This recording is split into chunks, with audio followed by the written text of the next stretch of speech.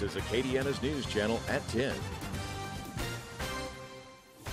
Thanks for joining us tonight. I'm Jim Hummel. And I'm Marcel Fontenot. Vermilion Parish teacher Daisha Hargrave says she's finding strength in the support she's receiving from across the country. Hargrave posted a video on social media today. They are her first public comments since that controversial arrest at Monday night's school board meeting.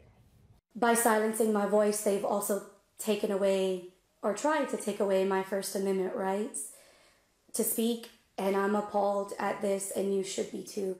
And many in Vermilion Parish are getting death threats over Hargrave's arrest, including Superintendent Jerome Pio. Today, our Justice Henderson sat down with Pio and reports on what he says he would have done differently.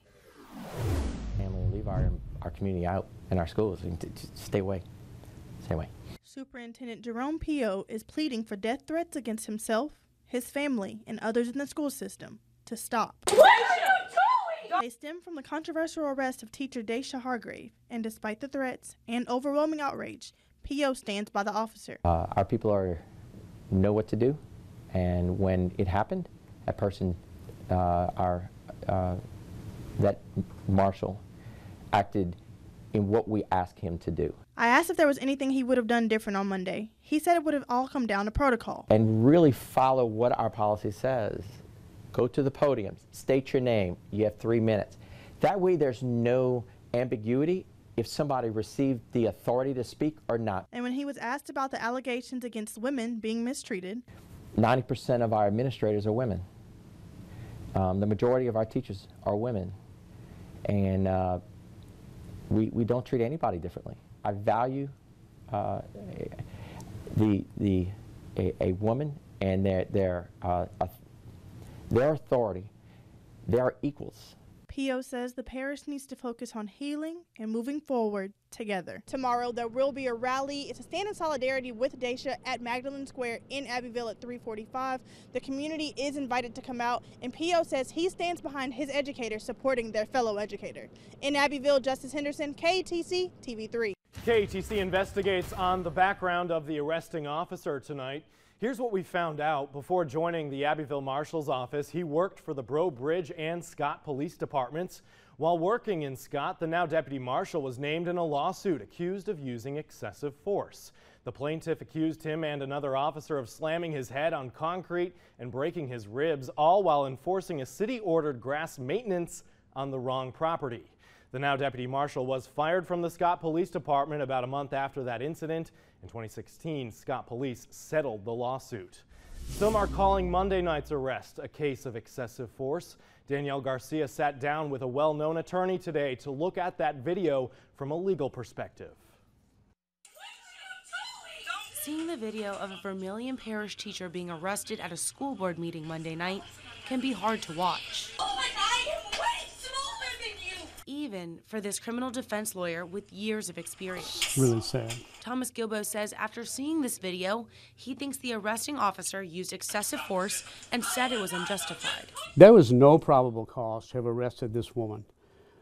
You might have said there was a proper request for her to stop and then leave because and she was doing that. And there was no reasonable suspicion to have arrested her. She was leaving of her own free will. Do you believe that was excessive force? I do. You know, it's disturbing to watch that video because clearly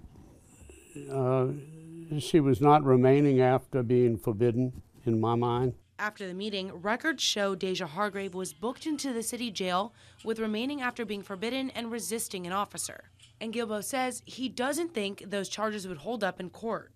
And resisting arrest, what was there to resist? She was the manhandled person down to the ground, not the police officer. But I can't imagine any reason to have arrested her in the first place. So I think both charges are bogus. In Lafayette, Danielle Garcia, KATC TV3. The board president and the superintendent are supporting the officer, saying he was just doing his job.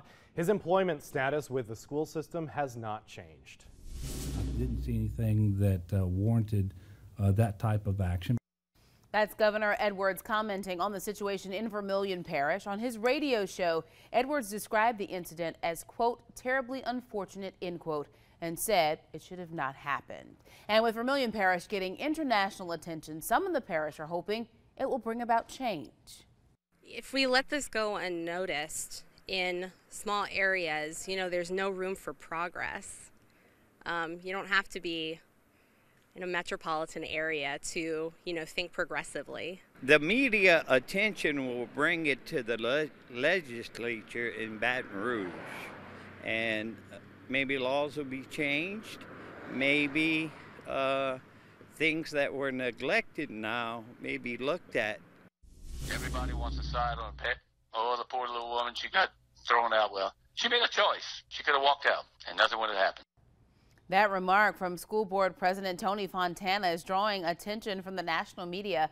Some, including talk show host Sharon Osbourne, openly questioned if the same result would have happened had it been a man. She wasn't being violent. She wasn't lashing out at anybody. And they did that because she's a woman. We banned the husband of one of the board members from coming back on board property because of acting out in an incident. We couldn't ban the board member, but we banned the husband who was involved in it. So all this stuff about this is a woman's issue is BS. For continuing coverage of the Vermilion Parish teacher